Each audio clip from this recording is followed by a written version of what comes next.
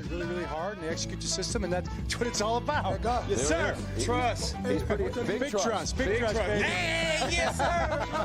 Right on cue. Hey, right on cue. Hey, let me.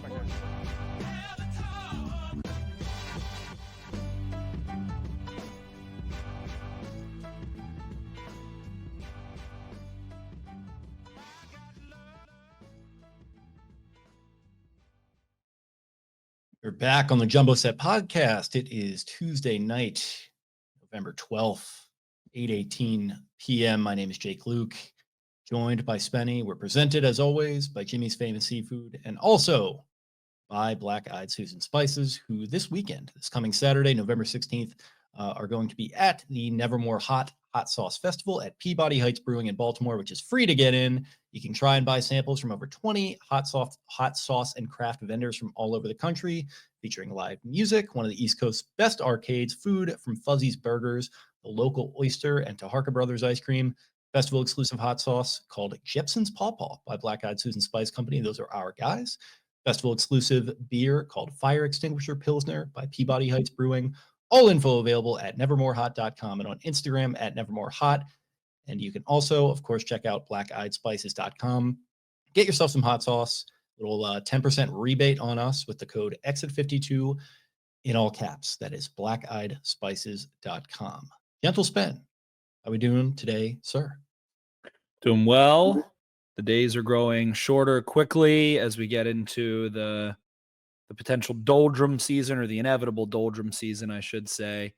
And yeah, me and you got a little golf in. I played 2 rounds this past weekend and had a nice little weekend. So was weird viewing experience as the Ravens played on Thursday. We'll get into the Bengals game a little bit of Steelers.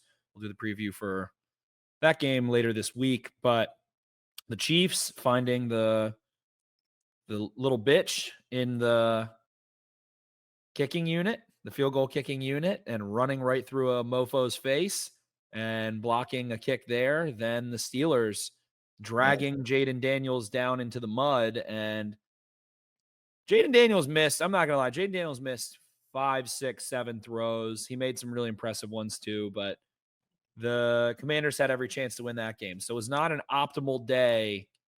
Again, the Chiefs don't even matter to the Ravens at this point. The Chiefs aren't going to lose 4 games. And the Ravens, they might not lose any games at this point. I mean, geez Louise, they just keep stacking these wins up. And, I know some of them are close, and it just feels like they might have the horseshoe up their butt this year. I don't know. 17-0 still in play. 17-0 still in play. Yeah, at this point, they escaped the Bengals, and there's the whole hoopla about the pass interference. Everyone's forgotten about that, by the way, too. Whenever I hear the Chiefs come up, they're like, yeah, they beat the Bengals. It's like, well, it might have been a little fortunate in that one, including many other games that they're fortunate in. But of course, here I am having to root for them to go 17-0, so you have to do the milk mile. It's tough. They have the toe tap against the Ravens, and hey, they could have gotten the Ravens win this game against the Bengals with a 2-point conversion stop. John Harbaugh said the Ravens would have gone for 2. So maybe the Chiefs still could have won that one regardless of the Isaiah Likely toe. On September the 5th, they eke out the Falcons in week 3. They fight the Chargers to the death, 17-10, a 1-score game. They battled the Raiders on October 27th, 1-score game. They go to overtime with the Bucs, and then they block a kick at the buzzer to stay undefeated.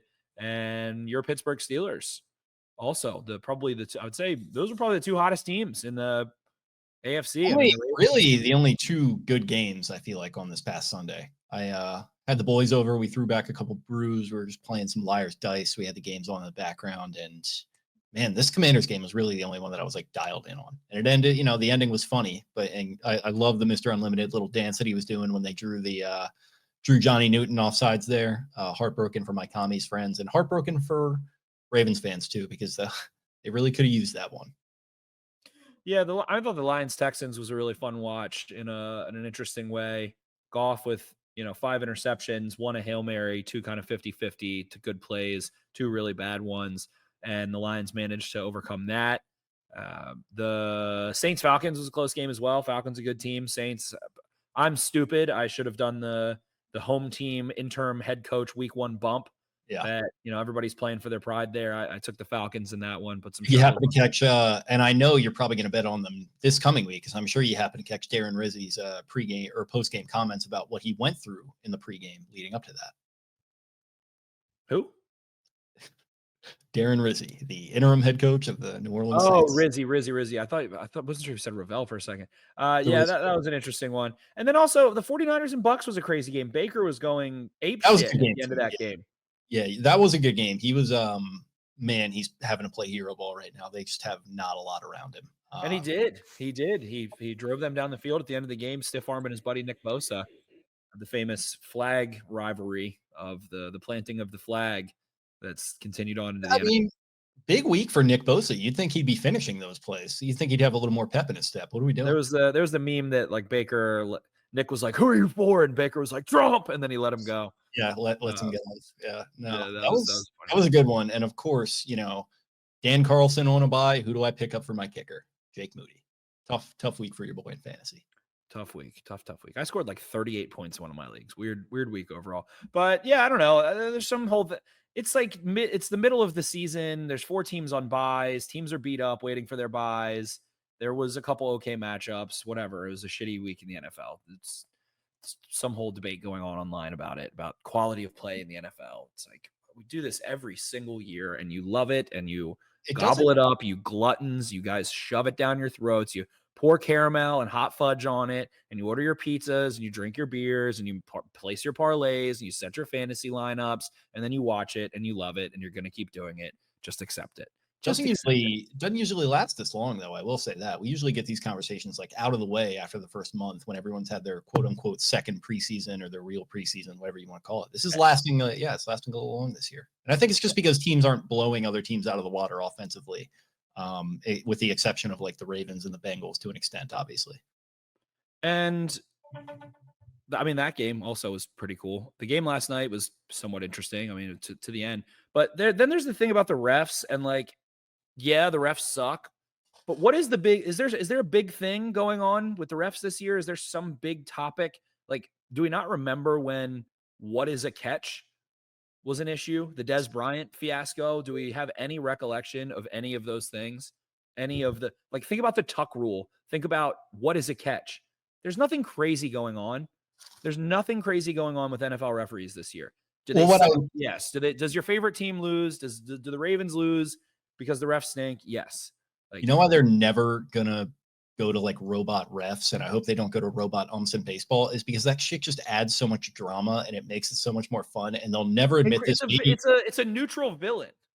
Yeah, they'll never admit this to themselves, the people at Park Avenue, but like that just adds a layer of drama that like you can't account for. And you look back at that NFC Championship game, funny enough, that golf wound up benefiting from in New Orleans, where the guy clearly interferes with the guy. It doesn't get called. That sends the Rams to the Super Bowl.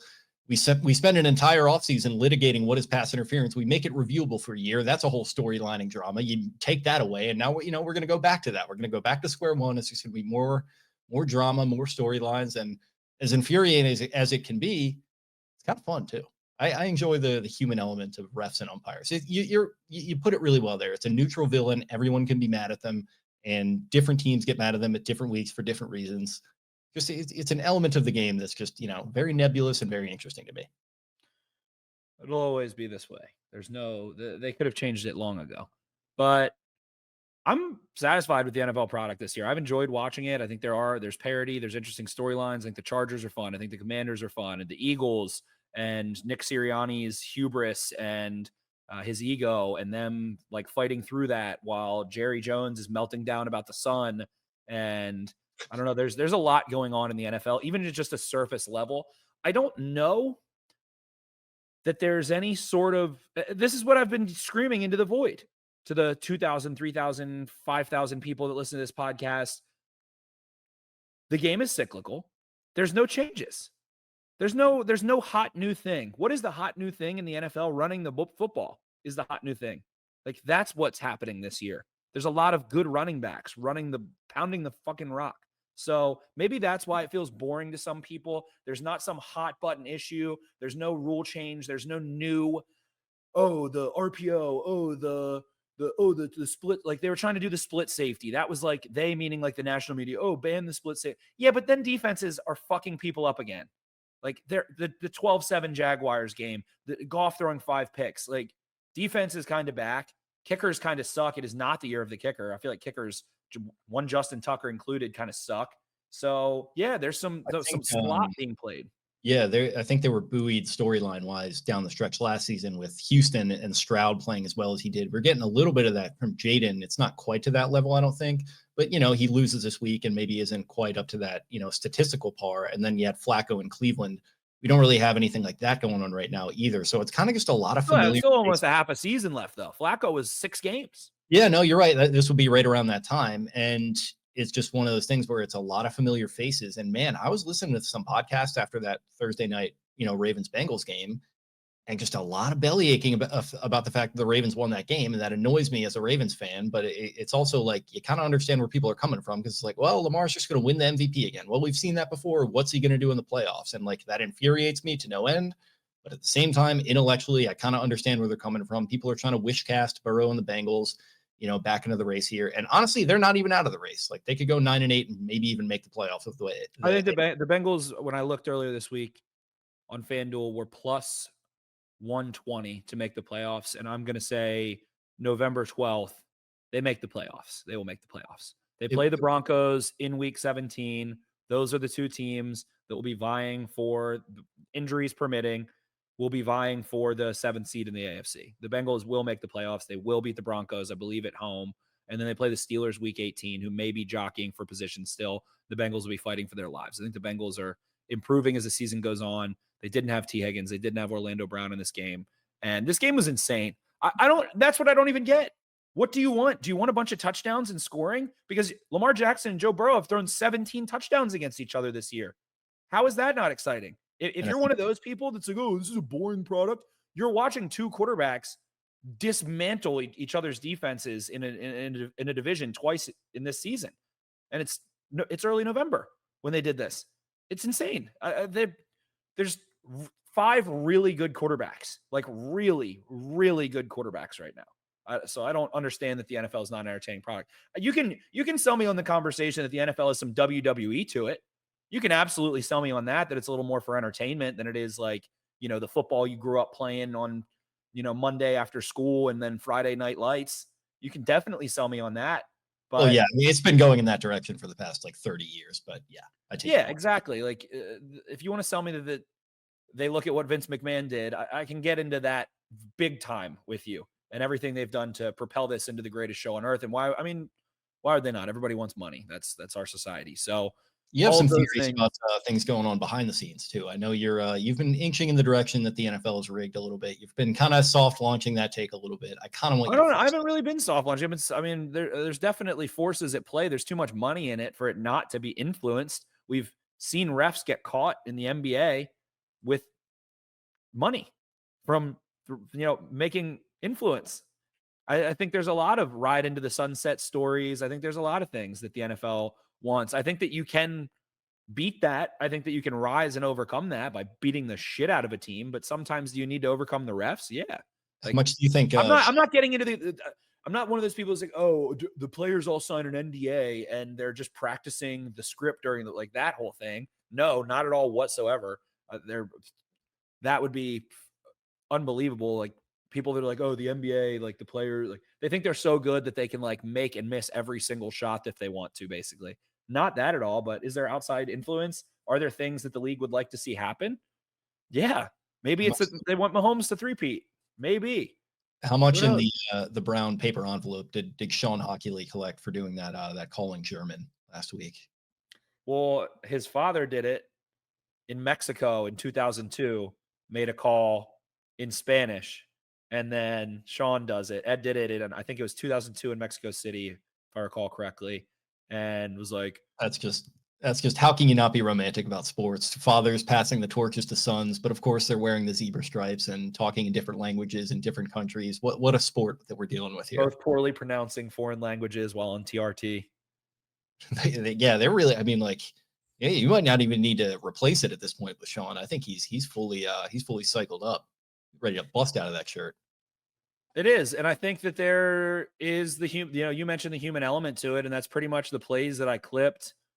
And I think there are several things that you can discuss schematically about the Ravens and the Ravens defense and how poorly they've played. I saw the preview of Marlon Humphrey and Jack Settleman's podcast. They're talking to Deshaun Elliott, and Deshaun Elliott's like he's like, I don't watch you guys. I watch your offense. But I mean, on paper, the run defense is number 1, Marlon, and the pass defense is number 32. And Marlon was just like, he had the 1,000-yard stare. I was just like, yeah. And Deshaun was like, oh, like, you don't even have anything to say back. Like, oh, so somebody's got to throw him off his spot every now and again. You need that with Marlon. You need to kind of somebody to keep him in check. I feel like Deshaun Elliott's a good guy to do that. Certainly the Ravens, I don't know, like Marcus Williams, all of those things, whatever, but we can get into it. I think this all fits. That whole conversation fits perfectly into the clips I have. And I'll just get started with those. I basically just clipped not all of, but a significant portion of the 3rd and 4th down plays that influenced this game. A lot of them had penalties. The Bengals won a good bit of them. The Ravens won a good bit of them. It was a battle. It was an absolute battle here. We see a pass interference on the Bengals opening drive. Jamar Chase, single coverage, Brandon Stevens. And Stevens has a little bit of inside leverage. Chase pushes into him. Chase is functionally one of the strongest dudes that exists in the NFL. Whips off of him, gets a call there with some contact, and then pressure hits Joe Burrow. He airmails one to Chase Brown. Doesn't matter. It's a first down. And you can see the pressure come through. And I have a lot of respect for Joe Burrow. I think he's tough as shit. He got crumbled in this game. He gets whacked over and over and over and over and kept getting up. But that one there could have gone either way. Then 3rd down again. You have the Bengals backed up in their own territory. So many penalties, and maybe that is something that I've even probably said on this podcast. We want to grab them, not let them catch the ball and run. Chase did both. But you've got outside leverage here. You're going to see Ardarius Washington drop down into the hole to have your inside leverage. So he takes away the inside route. Wiggins lets Chase get back outside. That's just bad football. Then we're going to see good football. Now we're going to see a 3-man concept, kind of like a flood with a crosser go the other way. And you're going to see a lot of man coverage on 3rd downs. The Ravens did pretty good with man coverage on 3rd and 4th down here. This might be 4th down. Pardon me. Wiggins again, the inside release from Burton. No, pardon me. This is Hamilton and Gesicki. Hamilton swats one away. The next one is going to be Nate Wiggins. And look at Mike Gesicki just crying for the flag all fucking night, dude. Just keep it up. All night long, he was crying for the flag. Got a little too John Madden there with my old scribbles coming up. I'll tell you what, all fucking night. That's my John Madden. So Justin Madubuike, or pardon me, Nani Madubuike here. Nasty push-pull swim. My favorite move in football, the push-pull. Look at that shit. Look how fucking violent. Makes Burrow have to step up into it, and then Roquan lays him out. Again, Burrow was tough as shit in this game. That was 3rd down. Now this is 4th down. Man coverage again. You see communication from Nate Wiggins and Marlon Humphrey. I'm staying outside. We're going to man it up. Now, Jermaine Burton going to try to run the fade on him. Stays in his hip pocket. Doesn't grab him. This is the theme here I'll pause with. The Ravens played a lot of man on those high leverage downs and forced the Bengals to have to make tight window throws and catches. And they did make some. But I like that. Make your opponent have to make above average, sometimes extraordinary plays. And if that's how they beat you, that's how they beat you. This one, I think, was the pendulum of the game. And I don't think we talk about the Ravens defense here. This is 7-7. The Bengals driving. This is 3rd down. This is 2nd down. And now they're going to play some red zone cover 2, which is a little different here in a way. This isn't even red 2, actually. This is just cover 2, I think.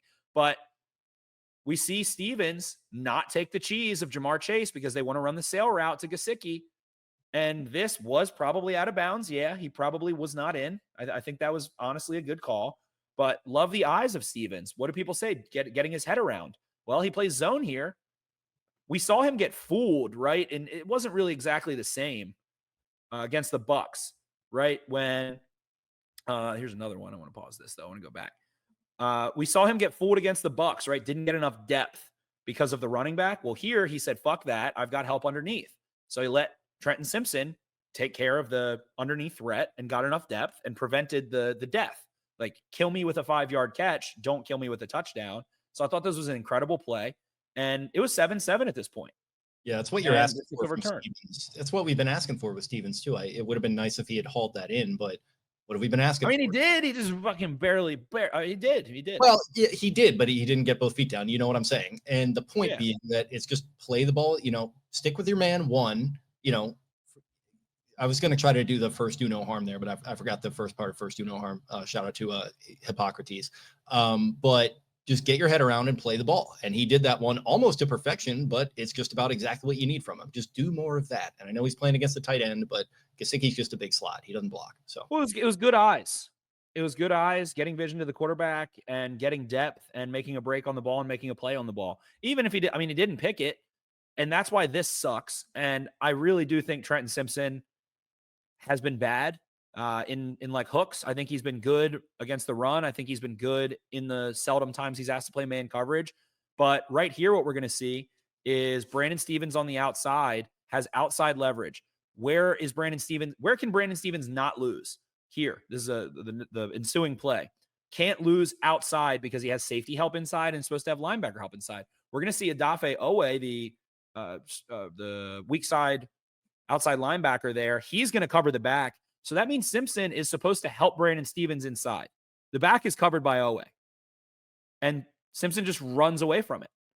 First down after the Stevens interception. So bad football in a high leverage down, in a high leverage situation in the red zone. You had Owe go cover the back. Look, immediately go cover the back. And he just vacates that middle of the field. And then you look up, you might watch this game and be like, why isn't Roquan Smith there? That's not his fucking job there. He was on the strong side. He's to the strength. He's taking away the number 3 to the inside, or excuse me, to the strength of the formation. So horrible by Trenton Simpson there. Bad. I think he has been bad in hooks. And that's expected. It's tough to play linebacker. It's tough to ID that quickly. Not something he was asked to do at Clemson. He's taken his lumps now. Hopefully he's better after the bye in that regard. So kind of one more time there, just completely vacating that area. Tough. Then the Bengals go score a touchdown. So instead of that being 7-7, you pick the ball off in the end zone. Your offense gets the ball in the 20. It's now 14-7 Bengals, right? Here's another one where we see towards the end of the game here, final drive. Football is a game of inches. Andre Yoshivash. I like to say Ishivash. Yoshivash here. The Bengals stack him so that he can get a free release. The Ravens are playing a lot of man coverage. And Marlon Humphrey's there. He's there and forces a perfect throw and catch. And there is a perfect throw and catch. Maybe the ball hit the ground a little bit, which is what Marlon Humphrey is. It was a perfect throw and catch. I don't know if it was finished all the way. Also might not have been to the line. So for all my hitters complaining about the end of the game refereeing, probably could have ended right there. But just going to leave that out there. It could have. Brandon Stevens' interception could have been ruled an interception also. So, that it fits into this conversation of the refs and the influence that their decision-making has. Is their decision-making just football? Maybe. Is it maybe influenced by some outside forces? Maybe. I don't know. That's where we can get into that same conspiracy talk. But yeah, then now at the end of the game here, you get the Bengals did that weird situation at the very end for the 2-point conversion. I almost did the touchdown to Jamar Chase. The Ravens did force a perfect throw and catch. Jamar Chase levitates 2.5, 3 feet in the air and snags one over top of defenders' outreached arms. But now the Ravens, again, playing man coverage, getting physical. And again, could have gone either way. Again, a hand touched a face mask. Did it pull it? Well, no, but it touched it. Have we seen that called? Yes. But I don't get not going to Jamar Chase there, who did win on his route. But Ardarius Washington, Mighty Mouse, playing physical football, forcing yet another tough throw and tough catch. Travis Jones winning inside. The face mask, sure, call it. The Bengals still would have had to score on the next play. So do they? Maybe. Do the Ravens get the ball back with 58 seconds and a timeout? Yeah. Does Justin Tucker maybe miss a field goal? Who knows? Probably. Definitely could have been illegal use of hands to the face too. That's just kind of right out of the rule book, I feel like. Yeah, it could have been a lot of things. And that's why I just thought this was such an interesting game. So many tightly contested catches, so many calls where it's, the Jamar Chase one, the initial one, he's leaning into Brandon Stevens, and he's shouldering and extending his arm. Brandon Stevens grabs back, flag, Bengals go up 7-0. The Yoshivash at the end of the game, was it a first down? Maybe. Was it a catch? Maybe. Could there have been a flag thrown at the end of the game? Maybe. Yes. So I just thought it was a really interesting game from that perspective. And talking about the Ravens defense, I mean, there was the 2 Jamar Chase plays, right? There was the fucking after the catch, just runs by everybody. And you don't have Kyle Hamilton out there, and your linebackers don't have field, don't have depth. It's zone. Marcus Williams, the breakdown there, sure. Neither of those on high leverage downs, but those were 14 points and bang bangs. But the Ravens also had Tylan Wallace. Erase one of them right back. So craziness in this game. And I think this was a historically fun game. And it was a primetime game at M&T Bank Stadium with the first time the Ravens wear new helmets since 1998, I think. And it was fun. It was crazy. It was a stress-inducing game, and I'm sure fans are, don't want to have that every time, but they did just come off of beating the crap out of the Broncos. So I thought that was an all-time game in the Bengals-Ravens history. Like, this year is going to be memories made of the rivalry that's been 2 decades plus. Yeah, and we talk a lot about, the Steelers, and we'll certainly get into that both in this episode and on the preview. I mean, the Ravens and, us and pretty much everyone in the area, we know that the Steelers have had the Ravens number the last several years. If you're a Bengals fan, dude, 4-0 the last 2 seasons. Lamar Jackson, I think, is he 10-1 against them now? 9-1. Man, if you're a Bengals fan, you got to be looking at the Ravens as the team that you're looking at. Like, we got to go and get them next year. The way that I, obviously picked the Ravens to sweep the Steelers this year, we'll see if that holds water on the preview on Thursday night. But yeah, it's been quite an interesting division the last couple of years, and to see the Browns fall off the way that they have, I don't know, that could have added more juice if they had been playing Jameis Winston earlier in the season. But yeah, competitive division, like we said, I don't think the Bengals are out of it by any stretch, and this coming game against the Steelers is going to be a critical one. Another play that was forgotten is the dropped interception that Lamar Jackson threw. That definitely could have been picked, and that would have been heavy. I'm trying to find exactly where that was. I think the Bengals were still up at that point, and a Bengals defender unable to make, I don't know, it wasn't the easiest catch in the world, but it was Cam Taylor-Britt, and I can find this play really quickly. We forget about this one too. So just so many plays that were 50-50 and could have gone either way. Let me pull this one up. And Cam Taylor-Britt here, I mean, picks this ball off, just not all the way. Down at the bottom of the screen. Lamar breaks away, tries to, force a play a little bit there and undercuts it. Easily could have been picked. Easily could have been picked there at midfield as the Bengals offense was making a ton of plays.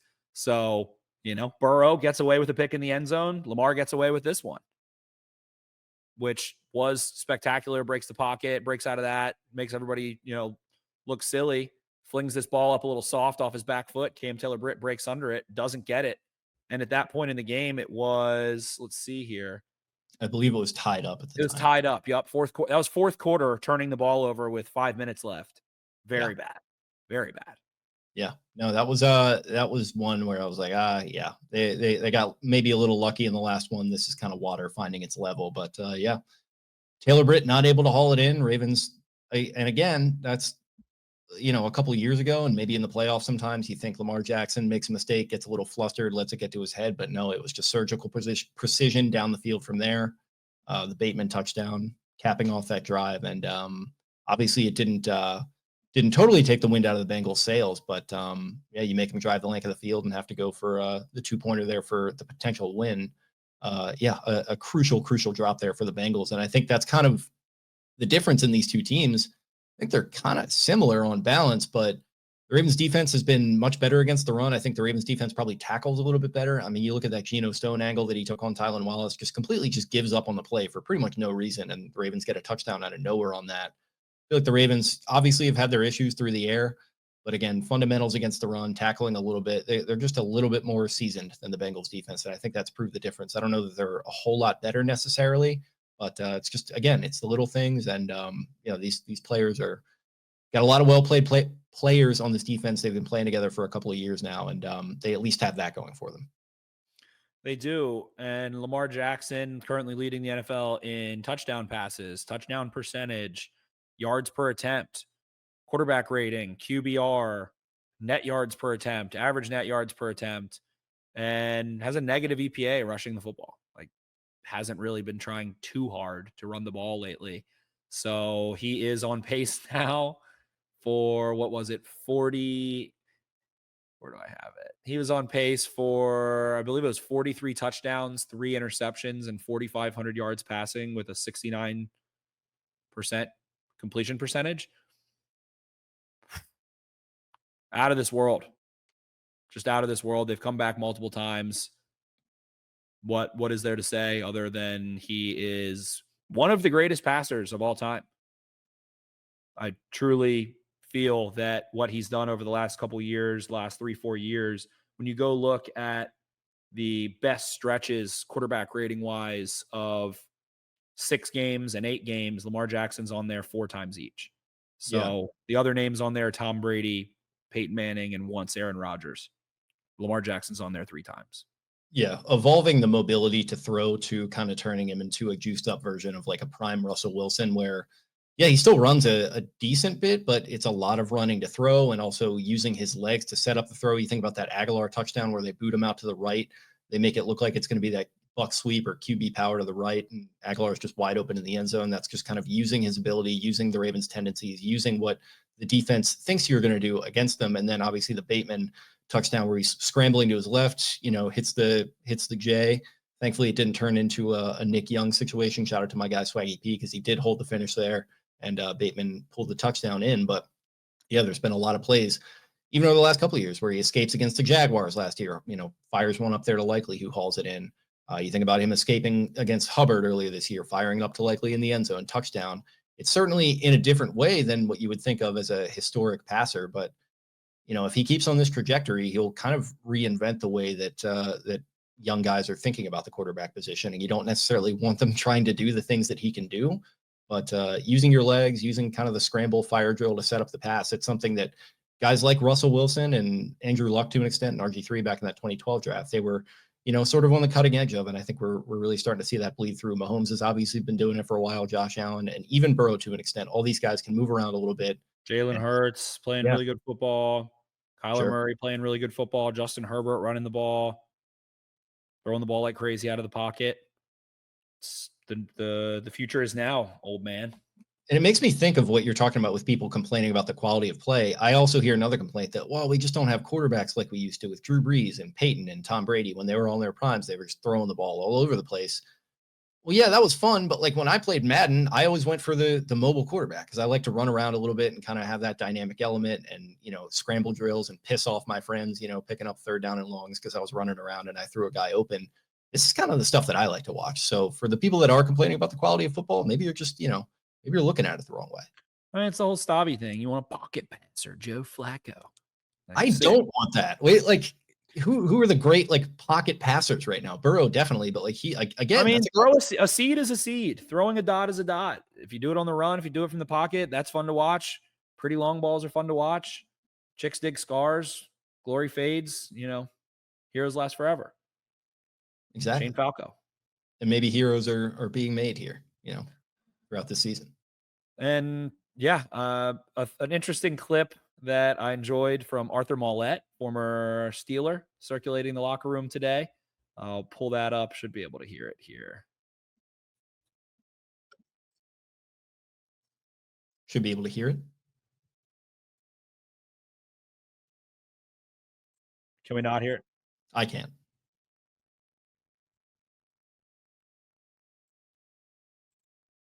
I can try to guess what he's saying. Maybe it's something to the effect. I don't know. Well, I used to play for them. coming through for me, but something about the fact that maybe I used to play for them, and we had an approach with Lamar where we would always send a guy at Lamar and make him make a quick decision.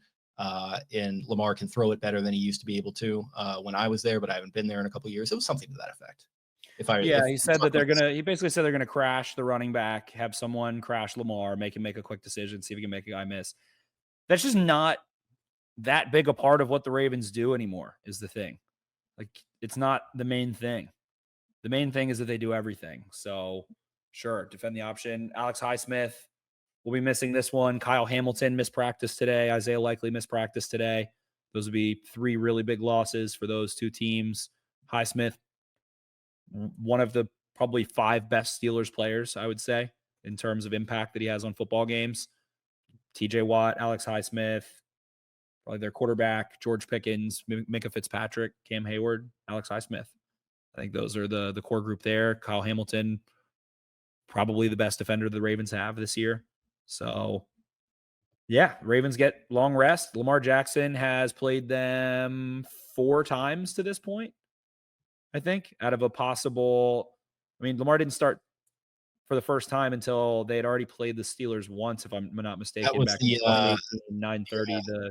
The Ravens kind of beat the snot out of them. Yeah, I think that was the game where Flacco picked up the mysterious hip injury that led to Lamar getting his first start the next week. Yep. And Lamar didn't start either game, against the Steelers that year. 2019, played them 26-23. That was the Marlon Humphrey punch-out game in overtime. 2020, they lose a sloppy one in like a weird mist at home against the Steelers. 2 touchdowns, 2 interceptions from Lamar. Missed the ensuing game there in 2020, week 12. Then that first one in 2020, that was that was actually a shootout. That was a good game, and it came right down to the end with Lamar there. And I'll always remember that one for Chase Claypool scoring what would be the winning touchdown, and then subsequently tweeting something that he maybe would regret after that game. They did not. He tweeted losing ? Never heard of her, and then he had in fact heard of her because I don't think they won a game the rest of the way. I think they won one more game the rest of the season. Yeah, I think they were 9. Maybe they were 9 or 10-0 at that point, and they were 11-0. I think they finished 11-0, yeah. And crashed out of the wild card to the Chiefs, who would go into the AFC Championship. I think they lost to the Browns that year. Could be. I think that Baker Mayfield tore them up in the playoffs. Yeah. Then the Ravens go for 2 in 2021. Lamar's 1 start in week 13 and go for 2, try to flip it over TJ Watt's head. And the ball is just an arm length ahead of Mark Andrews. Can't reel it in. Lamar misses the second one there in week 18. Did not play them either game in 2022, missing both of those games, week 14 and week 17. And then last year, plays the first one. The 15 drop passes, the worst day in Maryland sports history.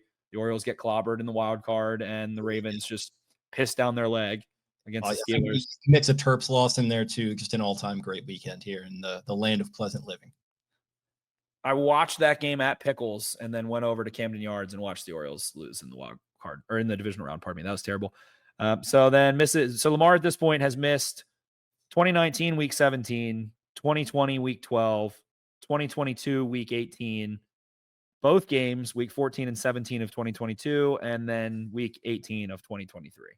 So it's a little misleading. Like, they've rested their starters in some of these games. Lamar hasn't played some of them. They also beat them without Lamar in the Anthony Brown game a couple of years ago.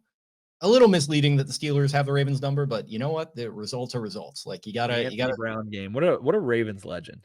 Yeah, and then you had Calais Campbell whipping it, just soaking in the Renegade and just spitting it right back at him, waving the towels. That was a fun win.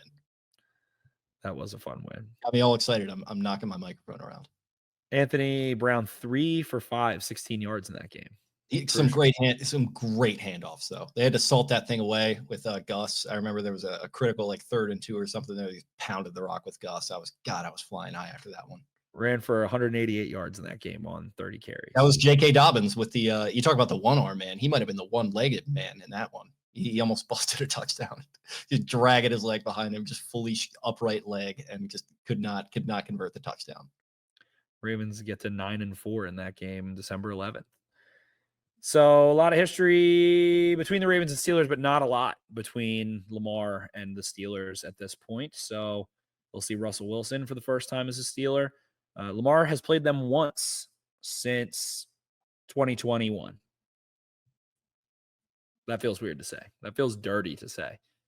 Yeah, They haven't really, I mean, they saw Todd Monken's offense a little bit. The Ravens kind of beat themselves in that one. That was a little earlier in the year. So we'll get into the whole breakdown.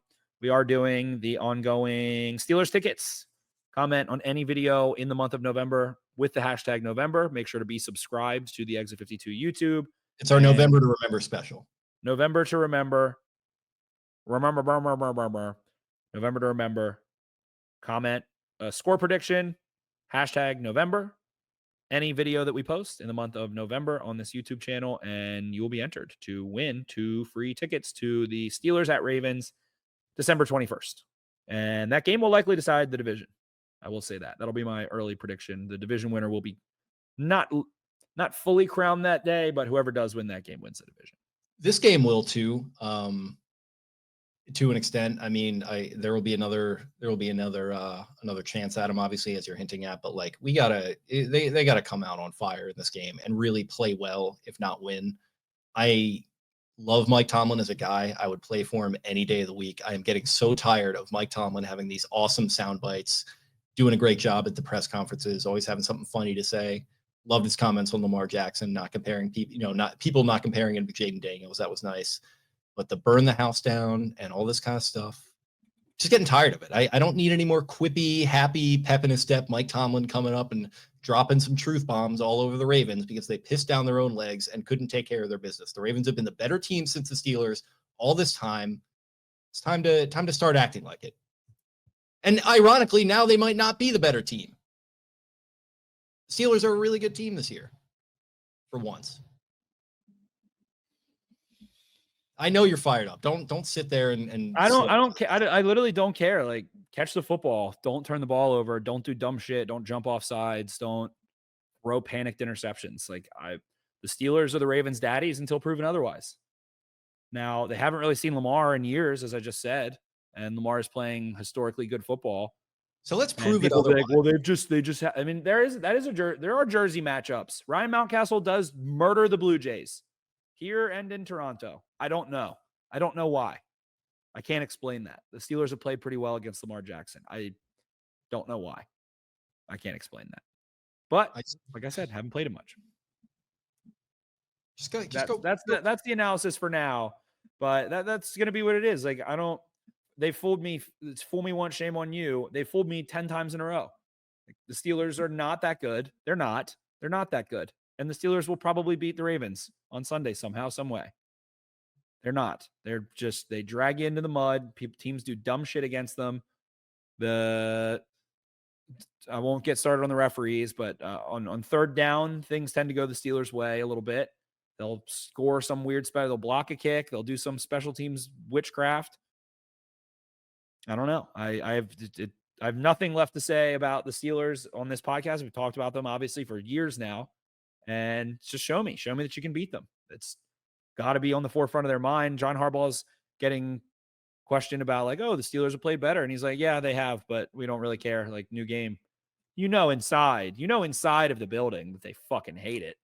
That they're miserable. Steve Bisciotti probably hates it. He probably is like, not, laying down an ultimatum or anything, but he's probably like, come on. I want to beat the Steelers. He's got to do the Lovie Smith thing. My first job is to beat Green Bay. My next job is to win the Super Bowl. Like, first job here, you got one team circled on the schedule every year. You play them twice. You got to try to split or sweep every single time. And we're just not seeing enough of it. I'm getting tired of it. I got a cross-country flight very early in the morning on Monday, and I want to be able to listen to podcasts talking about how the Ravens did a good job this time, as opposed to pissing down their leg yet again. I can't take it. Can't do it. We'll break it down further. We'll get into the tape. I'm ready. I'm rested. The Thursday game gave me plenty of time to watch, pull some clips for this one, and we'll get rocking and rolling. I'm excited. It's going to be fun. But yeah, show me that you can beat the Steelers until proven otherwise. I'm probably going to pick the Steelers. I think we'll get to it on Thursday night. We'll go live on Thursday night. We will. Ravens sitting 7-3, and it's just like, it's fun and I love it. and I love watching Lamar Jackson, and I love watching this Ravens team and Zay Flowers, and the defensive struggles are interesting. I think it's a flawed team in that way at this point that has a lot to prove to themselves and prove to everyone else. And they have a lot of the underdog mentality of people shitting on their defense, so that's always nice to have when you're a coach. But they're going to make the playoffs. Again, it's nice to have up to a point, and then when you get to week 13 and it's still going on, it's like, maybe it's like the haters said I couldn't do it, and honestly, they were right. Great call by the haters. I hate that I'm pulling the Super Bowl team because it's a little too cheesy, but that 2012 Ravens defense was not good. And Ray Lewis at that point had the biceps. Was he playing like what he did on the field mentally? Obviously was fantastic, and he was as smart of a player as there ever was on that side of the football. But that Ray Lewis and Ed Reed were not exactly Ray Lewis and Ed Reed at that point. I loved Andrew Luck basically walking out into into midfield there and handing him the football and him dropping it in that last home game. That was kind of Ray Lewis. It might actually be time for the last ride here. Maybe he made the right call. He had nothing. I mean, he had nothing left to give. He said he was going to retire. So Ed Reed was still, he had a lot of injuries at that point. He still had his games, but was far from like Ed Reed. He was still solid on the back end and made plays in the playoffs and things like that. But bodies age, instincts do not. And he found himself in the right position here and there that year, including in the Super Bowl. So shout out to Ed Reed. Shout out to Ed Reed. Yeah, glory fades, chicks dig scars. A lot of replacements quotes from you tonight. I'm fucking it up too. Pain heals, chicks dig scars, glory lasts forever. I think that's what it is. You're mixing up your football movies that get you misty-eyed. I know you're a big FNL guy, so. FNL, what? Your favorite movie? Oh, Friday Night Lights, FNL. I thought you were those letters are also NFL jumbled. So I was like, wait. Right. I was like, was there a movie where it was called the FNL? What is that? What is that? Yeah, no. Football National League. There you go.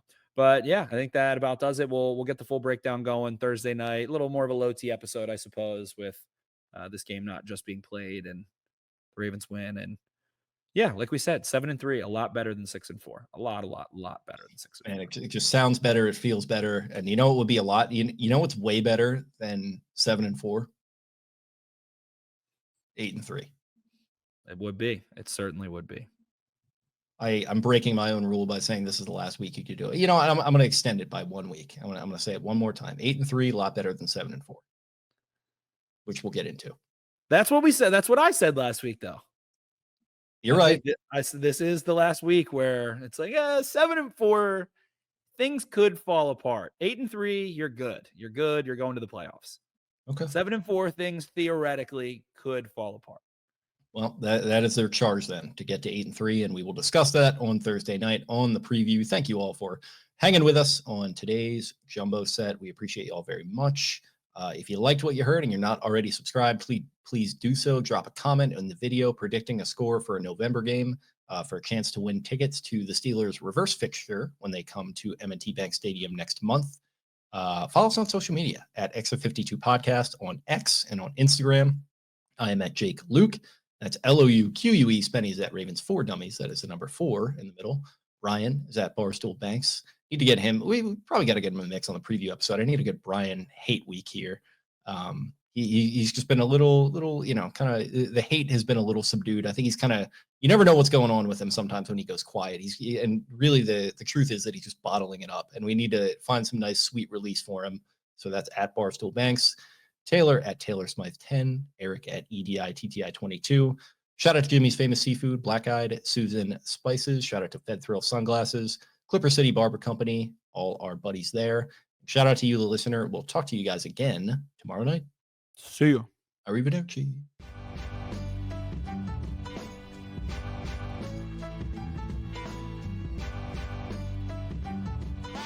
Really, really hard, and they execute the system, and that's what it's all about. Yes, sir. Trust. He's pretty big trust. Big trust, baby. Hey, yes, sir. Right on cue. Hey, right on cue. Hey, let me.